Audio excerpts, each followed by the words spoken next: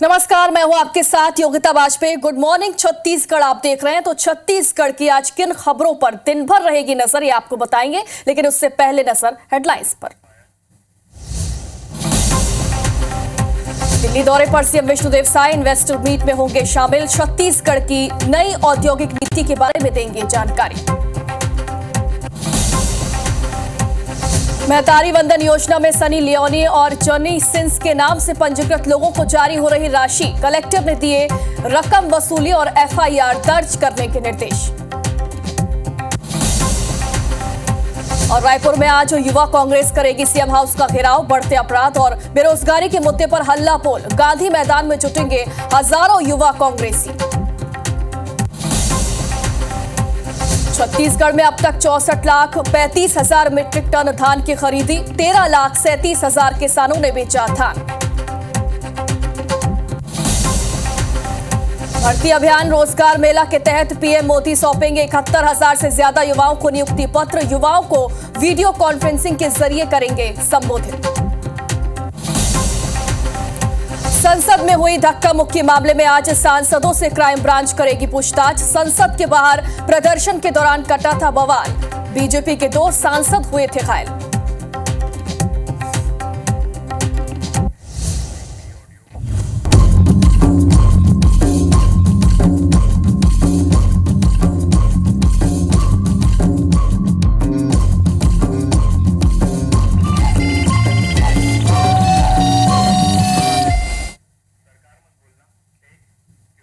तो बुलेटिन की शुरुआत करते हैं आज की सबसे बड़ी और अहम खबर के साथ, जो प्रदेश की सबसे लोकप्रिय महतारी वंदन योजना से जुड़ी है।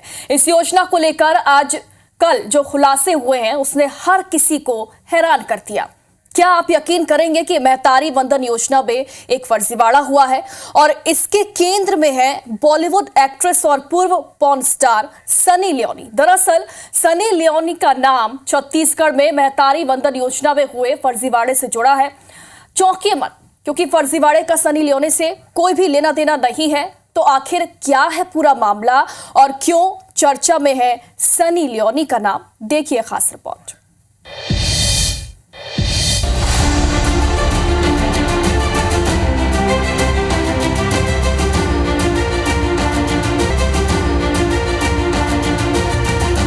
महतारी वंदन योजना के हितग्राहियों की सूची में ये नाम देखकर चौंकिए मत। जी हां, आप सही पढ़ रहे हैं, सनी लियोनी। सनी लियोनी को भी छत्तीसगढ़ की महतारी वंदन योजना के तहत हर महीने 1,000 रुपए मिल रहा है। ये कारनामा हुआ है बस्तर जिले में, जहां के ताल्लूर गांव में महतारी वंदन योजना के तहत सनी लियोनी पति जॉनी सिंस के नाम से हर महीने 1,000 रुपए की राशि निकाली जा रही है। चूंकि सनी लियोनी और जॉनी सिंस का वास्ता पॉर्न इंडस्ट्री से रहा है, लिहाजा इस खबर को वायरल होते देर नहीं लगी। इस बात की बकायदा लिखित सूचना पोर्टल के जरिए सनी लियोनी को दी जा रही है कि आपको महतारी वंदन योजना की राशि 1,000 रुपए खाता क्रमांक 76531 में अंतरित की गई। मार्च 2024 से लगातार 10 महीने तक हर महीने 1,000 रुपए खाते में ट्रांसफर होते रहे। हैरानी की बात यह है कि इस भुगतान का बकायदा आंगनबाड़ी और सुपरवाइजर की ओर से सत्यापन भी किया गया। इस गोलमाल की खबर वायरल हुई तो सियासी बवाल मचना लाजमी था। महतारी वंदन के नाम से ये सरकार सनी लियोन के नाम से जा रहा है। पूरे प्रदेश में अगर परीक्षण करेंगे, मुझे लगता है कि करीना कपूर के नाम से भी जा रहा होगा। इस तरह के घोटाला कर रहे हैं, इसके लिए जिम्मेदार भारतीय जनता पार्टी और भारतीय जनता पार्टी के सरकार और उनका नेता है। तो निश्चित रूप से कि ये सबसे बड़ा घोटाला और इस मामले में सरकार को जांच करनी चाहिए। ये सनसनीखेज गोलमाल छत्तीसगढ़ सरकार की फ्लैगशिप योजना से जुड़ा था। लिहाजा भाजपा ने गलती तो मानी, लेकिन वो कांग्रेस को कोसने से भी नहीं चुकी। इस योजना के माध्यम से छत्तीसगढ़ की आधी आबादी को जो लाभ मिल रहा है, उसके योजना से उनको उनकी राजनीतिक जमीन खिसक रही है कि किसी तथाकथित हीरोइन के नाम पर पैसे निकल रहे हैं। इतने बड़े लाभकारी योजनाओं में ऐसी विसंगतियां हो जाती हैं। परंतु कांग्रेस और कांग्रेस के साथियों को अपने गिरेबान पे झांकना चाहिए। मामला तूल पकड़ा तो प्रशासन भी हरकत में आया। प्रशासन ने संबंधित बैंक खाते को सीज करके रकम वसूली करते हुए दोषियों के खिलाफ एफआईआर कराने के निर्देश दे दिए। आंगनबाड़ी कार्यकर्ता ने आवेदन भरा नहीं है, ऑनलाइन में किसी ने उसके नाम से एंट्री किया है। खाता नंबर और जो आधार नंबर है वीरेन का है, और आवेदन जो भरा गया है उनके आईडी से भरा गया है, लेकिन किसने भरा है ये जानकारी अभी नहीं मिला है जी। महिला बाल विकास को बोला गया है विभाग को एफआईआर कराने के लिए। अब जांच में पता चलेगा, एफआईआर करवा रहे हैं। एफआईआर दर्ज किसके खिलाफ होगा? अभी तो व्यक्ति के खिलाफ जिसका खाता है, जिसका आधार नंबर है जी। क्या बैंक में भी सूचना दे दी गई? बैंक में भी नहीं दिए हैं। शुरुआती जांच में पता चला कि सनी लियोने का पंजीयन MBY 006535 क्रमांक के तहत किया गया है और हर महीने 1000 रुपए स्टेट बैंक ऑफ इंडिया के खाते क्रमांक 320391765531 में ट्रांसफर किए जा रहे थे। इस खाते को खोलने के लिए जिस आधार कार्ड का इस्तेमाल किया गया वो किसी वीरेंद्र कुमार जोशी नाम के शख्स का है। बहरहाल इस गोलमाल से हुई फजीयत के बाद प्रशासन ने जांच तो शुरू कर दी है, लेकिन बड़ा सवाल ये है कि जब महतारी वंदन योजना के आवेदन के लिए जन्म प्रमाण पत्र, एड्रेस प्रूफ, राशन कार्ड, पति का आधार कार्ड, पैन कार्ड, आधार कार्ड से link mobile number, bank passbook जैसे तमाम दस्तावेज मांगे जाते हैं, तो ऐसी स्थिति में सनी लियोने के नाम से खाता कैसे खुल गया? चूंकि ये फर्जीवाड़ा सनी लियोने जैसे चर्चित हस्ती के नाम से जुड़ा था तो ये चर्चा में आ गया, लेकिन सामान्य नाम वाले न जाने कितने फर्जी हितग्राहियों के खाते में हर महीने लाखों रुपए ट्रांसफर हो रहे होंगे। इसका खुलासा होना अभी बाकी है। नरेश मिश्रा के साथ ब्यूरो रिपोर्ट, IBC 24। तो कैसे ये पूरा फर्जीवाड़ा हुआ है ये तो आपको बताया, और अभी तक क्या एक्शन इसमें लिया गया ये भी आपको बताया। लेकिन और ज्यादा अपडेट के लिए हमारे साथ हमारे सहयोगी जुड़ गए जगदलपुर से लाइव, नरेश मिश्रा। नरेश, बड़ा घोटाला है और इससे सरकारी कामकाज जो है उस पर भी सवाल खड़े होते हैं कि कैसे आंख बंद करके ये काम किए जा रहे हैं। और जैसा कि हमने बताया कि ये तो बड़ी हस्ती थी इसलिए मामला उजागर हो गया, लेकिन अब ऐसे कई मामले जो हैं वो भी फहरिस्त में आ सकते हैं, चूंकि इस तरीके का जो घोटाला है वो बड़े पैमाने पर किया गया होगा। क्या अपडेट है और आपके पास?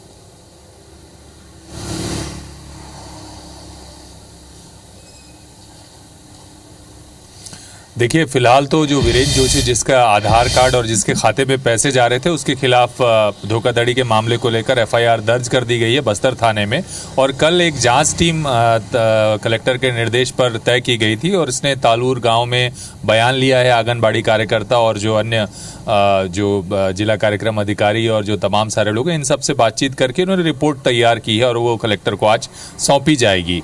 तो ये प्रक्रिया इंटरनल शुरू हो गई, लेकिन इस पूरे मामले ने जो डीबीटी स्कीम्स हैं उनके क्रियान्वयन को लेकर के सवाल खड़ा किया है, जिसे पूर्ण पारदर्शी और एक मजबूत तरीका सरकार बताती रहेगी। ये सबसे मजबूत तरीका है जिससे सीधे जो हितग्राही है उससे जुड़कर काम किया जा रहा है।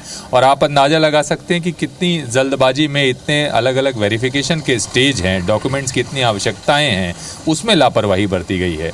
हमने कल जो आंगनबाड़ी कार्यकर्ता है उससे बात की तो उसने बताया कि ये नाम पहले भी सामने आ चुका था सुपरवाइजर के, और उन्होंने आगाह किया कि इस नाम की कोई भी महिला यहाँ नहीं लिखती, और उस वक्त भी इस नाम को लेकर एक तरह से हीरोइन है ये और बहुत चर्चित है, इनका नाम कहाँ से आ गया, इस तरह की बातें उस वक्त भी हुई थी। लेकिन इसके बाद भी ये नाम शामिल कर लिया गया और 10 महीने का जो पैसा है वो ट्रांसफ़र कर दिया गया। तो आप समझ सकते हैं कि विभागीय अधिकारी और जिम्मेदार लोग जिनके जिम्मे था वेरिफिकेशन का और उसके बाद इसको बाद में ग्राउंड रियलिटी में चेक करने का, उन्होंने कितने लापरवाही पूरे मामले में बरती है। और तय है कि आने वाले समय में ऐसे और भी बहुत से मामले आ सकते हैं। जो जल्दबाजी में महतारी वंदन योजना क्योंकि एक चुनाव के दौरान महत्वपूर्ण घोषणा थी इसको लेकर के, तो इसके ज़रिए जो है बहुत सारे लोगों के आवेदन एक ढिलाई के साथ भरते गए होंगे और उसमें इस तरह की चीज़ें और भी उजागर हो सकती हैं। पर बड़ी चीज़ यही है कि इस पूरे नेटवर्क को संचालित करने वाले लोगों का एक तरह से खुलासा होना चाहिए कि इसके लिए जिम्मेदार कौन था, क्योंकि अगर पैसे जा रहे हैं तो सिर्फ एक ही अकाउंट की बात नहीं है, कई और ऐसे अकाउंट हो सकते हैं जहां ये पैसे जा रहे हैं। जी नरेश, फिलहाल जो लाभार्थी हैं उनकी तो पहचान हो गई, उनके खिलाफ एफआईआर भी हो गई, लेकिन और कौन कौन से लोग हैं जिन पर अब एक्शन लिया जाएगा? क्या कुछ नाम अब तक सामने आए हैं जिन लोगों ने लापरवाही ये बरती है?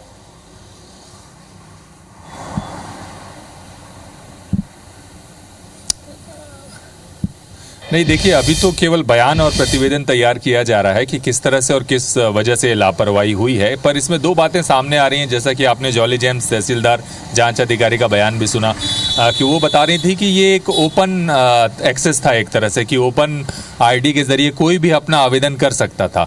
लेकिन जो वेरिफिकेशन था वो सुपरवाइजर, आंगनबाड़ी कार्यकर्ता और साथ ही जो डाटा एंट्री ऑपरेटर हैं, क्योंकि इतनी बड़ी तादाद में जब ये सारे डॉक्यूमेंट्स जाते हैं तो डाटा एंट्री ऑपरेटर्स भी उन डॉक्यूमेंट्स को क्रम से लगा करके एक सीडिंग कर देते हैं, जिसे आधार सीडिंग कह लीजिए या अकाउंट की सीडिंग होती है, उससे खास नंबर के तहत, जिसके तहत ये नाम होता है। तो वहाँ ये एक बड़ी उस स्तर पर कहीं ना कहीं चूक हुई और उसमें ये खेल हुआ कि जिसकी वजह से ये पूरे के पूरे डॉक्यूमेंट्स सीड हो गए और उसके बाद ये अकाउंट में ट्रांसफ़र होने लगा। तो अभी जांच लगता है कि थोड़ा और वक्त लग सकता है जांच के नतीजों को लेकर कि किसकी लापरवाही थी। बहुत से अधिकारी बदल भी गए हैं उस दौरान के। और साथ ही साथ ये भी मैं आपको बताऊंगा कि कुछ और मामले ऐसे लगातार सामने आ रहे हैं जहाँ शिकायत लाभार्थी कर रहे हैं कि जो बहुत से ऐसे लोग हैं जो पात्र नहीं हैं, उनको पात्र बनाकर योजना का लाभ दिलाया जा रहा है। तो एक तरह से ये पूरा मामला जो है ये बता रहा है कि डायरेक्ट बैंक ट्रांसफ़र में जो सीडिंग की गई है उसमें बड़ी लापरवाही है कहीं ना कहीं। बिल्कुल नरेश, और अभी तो सिर्फ एक ही नाम सामने आया और लगता है कि अभी ये लिस्ट जो है वो और भी लंबी हो सकती है और ऐसे लोगों पर जो लापरवाही बरत रहे हैं उन पर कड़ा एक्शन लिया जाना भी बेहद जरूरी। बहुत बहुत शुक्रिया आपका तमाम जानकारी के लिए। और अब बीजापुर का रुख करेंगे। यहाँ पर साप्ताहिक बाजार से ग्रामीण के अपहरण के मामले में एक बड़ा अपडेट। नक्सलियों के द्वारा अपहरण करने की खबर सामने आई है। पिस्टल और चाकू के नोक पर अपहरण करने की खबर सामने आई। नक्सलियों के स्मॉल एक्शन टीम पर अपहरण करने की आशंका जताई गई। हालांकि आधिकारिक पुष्टि अभी तक इस खबर की नहीं हुई है। गंगालूर थाना क्षेत्र के रेड्डी गांव का ये पूरा मामला बताया जा रहा है। साप्ताहिक बाजार से ग्रामीण का अपहरण हुआ था और ऐसी जानकारी सामने आ रही है कि नक्सलियों ने अपहरण किया था। पिस्टल और चाकू के नोक पर अपहरण करने की खबर सामने आई। हालांकि आपको बता दें कि आधिकारिक पुष्टि अभी तक इस खबर की नहीं हुई है, लेकिन ये जानकारी सामने आ रही। रेड्डी गांव का ये पूरा मामला है।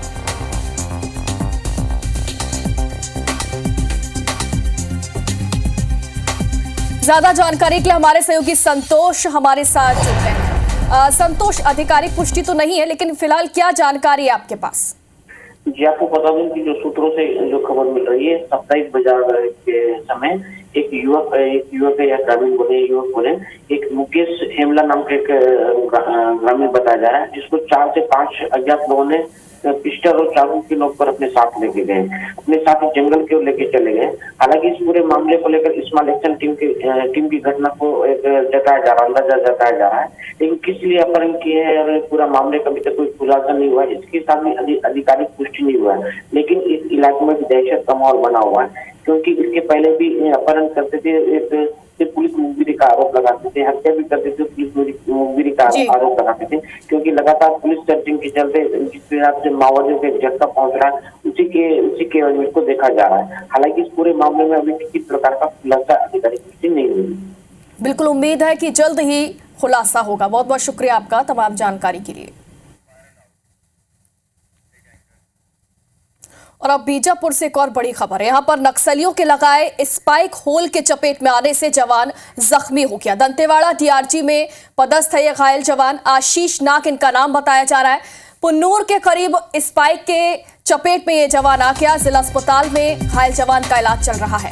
एंटी नक्सल ऑपरेशन पर ये जवान निकले थे। दंतेवाड़ा और बीजापुर के जवान हैं। बासागुड़ा थाना क्षेत्र के पुन्नूर के नजदीक ये पूरी घटना बताई जा रही, जहां पर स्पाइक होल की चपेट में आने से एक जवान घायल हो गया है। हालांकि जिला अस्पताल में घायल जवान को भर्ती किया गया है, वहां उनका इलाज चल रहा है। दंतेवाड़ा डीआरजी में ये घायल जवान पदस्थ है, जिनका नाम आशीष नाग बताया जा रहा है। पुन्नूर के करीब स्पाइक के चपेट में ये जवान आ गया था। फिलहाल इनका इलाज चल रहा है।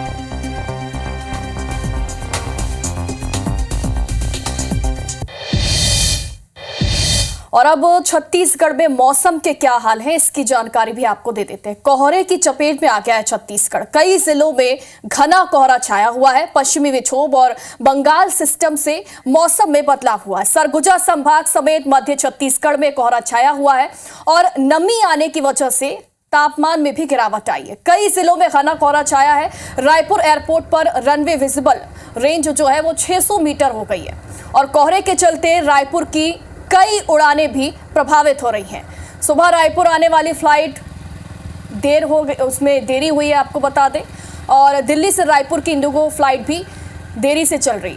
सुबह 8 बजे की फ्लाइट अब 9:40 पर आएगी और कोलकाता से रायपुर की फ्लाइट भी करीब 1.5 घंटे लेट है। तो मौसम का असर फ्लाइट्स पर भी पड़ रहा है। रायपुर से चलने वाली कई फ्लाइट्स जो हैं वो डिले हो गई, यानी कि देरी से चल रही।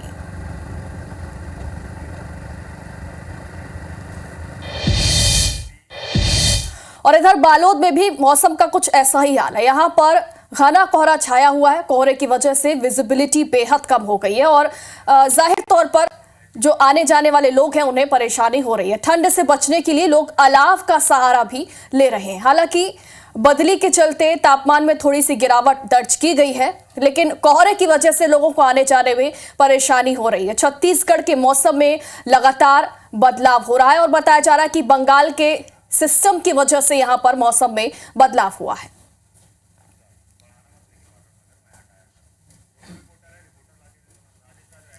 और चलिए मौसम की ज्यादा जानकारी के लिए हमारे साथ 2 सहयोगी लाइव जुड़ गए। रायपुर से राजेश राज और वाड्रफ नगर से देवेश दुबे।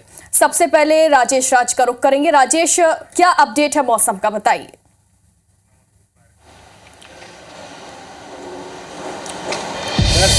बिल्कुल, देखिए फ्लाइट देर हो रही है। सबसे ज़्यादा असर तो उसी का पड़ा है मौसम की वजह से। और दरअसल जो मौसम विज्ञान केंद्र के वैज्ञानिकों से हमारी बातचीत हुई, वो ये कह रहे हैं कि पश्चिमी विक्षोभ के चलते और पश्चिम बंगाल के ऊपर एक चक्रवातीय सिस्टम बना है, जिसके चलते छत्तीसगढ़ में नमी आ रही है और नमी आने के चलते तापमान गिरा है। और जो अमूमन रायपुर विजुअल रहता है, क्लियर रहता है, वो भी प्रभावित हुआ है। हम आपको एयरपोर्ट पर ही हैं और यहाँ की वो तस्वीर दिखा रहे हैं। कई फ्लाइट है जो आने वाली और जाने वाली दोनों देर हुई है। वो सामने देखिए, आपको दिखाई दे रहा होगा। 9:15 की फ्लाइट है, 10:05 पे हो गई है दिल्ली जाने वाली फ्लाइट, वो भी करीब 1 घंटे से देर है। उसी तरह से हैदराबाद की भी फ्लाइट लेट हुई है, मुंबई की भी फ्लाइट लेट हुई है। और जो पैसेंजर्स हैं जो यहाँ पे पहुंचे हैं उनको भी वेट करना पड़ेगा। ऐसे ही पैसेंजर हमारे साथ हैं। कब की फ्लाइट है सर, कितनी देर हो रही है? आधे घंटे लेट है फ्लाइट जी। 10 बजे थी, 10:35 हो गई है। 10 बजे की फ्लाइट है इसलिए 10:35 हुई है। अगर मॉर्निंग की होती तो शायद ज़्यादा भी हो सकती थी। Maybe because weather condition के ऊपर डिपेंड करता है। कंडीशन है तो इस तरह से। ये देखिए सामने आपको फिर से वो तस्वीर है। 8:55 की फ्लाइट 10:30 पे दिल्ली वो दिखा रही है। 8:40 की फ्लाइट 11 बजे अब कोलकाता जाएगी, तो वो करीब 2 घंटे की लेट आपको वहाँ पर दिखाई देगा। तो जो बातचीत हुई है वो यही है कि मौसम बदलने के चलते ये इस तरह की स्थिति हुई है। और अमूमन रायपुर जो साल भर में ज़्यादातर समय वो क्लियर ही रहता है, विजिबिलिटी क्लियर रहती है, लेकिन इस चपेट में आने के चलते आपको ये फ्लाइट की देरी हुई है। और जो लोग यहाँ पर पहुँचे हैं उनको अब इंतज़ार करना पड़ेगा, चूँकि वो समय से यहाँ पे पहुँच गए थे। यहाँ पर आकर के पता चला है कि वो देरी होगी। कुछ और पैसेंजर हैं, उनसे बातचीत करेंगे। मैम, सर कहाँ जा रहे हैं? सर कहाँ जा रहे हैं? बैंगलोर। ओके, लेट है फ्लाइट? कितने? 30 मिनट्स। 30 मिनट्स। कितने बजे की फ़्लाइट थी? कितने? 10 की फ्लाइट है। अब वो 10:30 के करीब होगी। ओके। तो ये पता था पहले से या फिर आकर के यहाँ पता चला कि? नहीं, उन्होंने मैसेज भेज दिया था, सो पता था। ओके, लेकिन फिर भी आ गई जल्दी कि मुश्किल ना हो। तो स्थिति वही है ओवरऑल। और ये न सिर्फ रायपुर की स्थिति है, देखिए पूरे छत्तीसगढ़ की स्थिति है। जो हमने बातचीत की उसके मुताबिक सरगुजा संभाग पूरी तरह से चपेट में है। पूरे बिल्कुल राजेश, आपने बताया कि कई फ्लाइट्स डिले हो गई हैं। मौसम का असर इस वक्त फ्लाइट्स पर ज्यादातर पड़ रहा है। तो रायपुर में तो फ्लाइट डिले हुई है, लेकिन वाड्रफ नगर में मौसम का क्या अपडेट है, यहाँ पर मौसम विभाग ने क्या संभावना जताई है, वो जानने के लिए हमारे साथ देवेश दुबे जुड़े हुए। देवेश, बताएं मौसम का क्या अपडेट है आपके पास? जी बिल्कुल योगिता, बताना चाहूंगा कि आज सुबह से ही पश्चिमी विक्षोभ में बने हुए सिस्टम की वजह से वाड्रफ नगर में भी घना कोहरा छाया हुआ है और कोहरे के साथ साथ बादल भी छाए हुए हैं। मौसम विज्ञान बारिश का अलर्ट जारी कर रहा है। मौसम विज्ञान का कहना है कि शाम तक हल्की बारिश हो सकती है। आपको बता दूं, विजिबिलिटी महज 5 मीटर रह गई है। वाहन चालकों की मुसीबत बढ़ती हुई नजर आ रही है। वाहन चालक धीमी गति से सफर कर रहे हैं और अगर बारिश हुई तो धान खरीदी केंद्रों पर एक संकट दिखाई पड़ रहा है, क्योंकि रख रखाव की पर्याप्त व्यवस्था नहीं होने के कारण धान के भीगने की भी संभावनाएं लग रही हैं। जी योगिता। बिल्कुल, तो रायपुर और वाड्रफ नगर में मौसम का क्या हाल है और साथ ही साथ पूरे छत्तीसगढ़ में मौसम की क्या संभावनाएं बनी हुई हैं? अगर आप रायपुर से सफर कर रहे हैं विमान से तो ये खबर आपके लिए जरूरी है जानना कि कई फ्लाइट्स यहां से डिले चल रही हैं। बहुत बहुत शुक्रिया आप दोनों का तमाम जानकारी के लिए।